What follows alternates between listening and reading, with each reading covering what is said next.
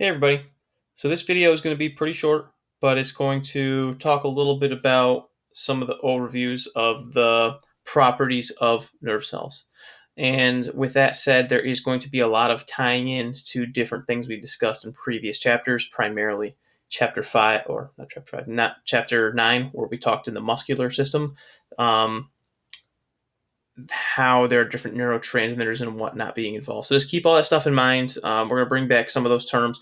We will talk about them in more detail soon, but just keep that in mind that we're just going to lightly talk about some of the stuff we've already discussed in previous videos. With that said, properties of nerve cells, just like muscular cells, they are excitable, meaning that you can send signals down them to basically, for lack of a better term, turn them on, turn them off, tell them what to do, tell them when to stop.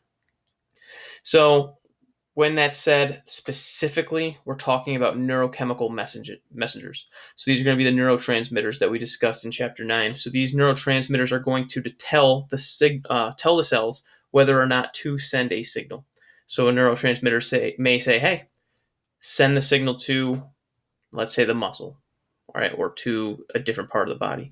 Maybe it's going to say, don't send the signal. Either way, these cells are excitable, and it's important to keep in mind. Not only that, but they are conductive, and they are going to send these signals electrically down the axons from point A, here at the cell body, to point B at the axon terminals.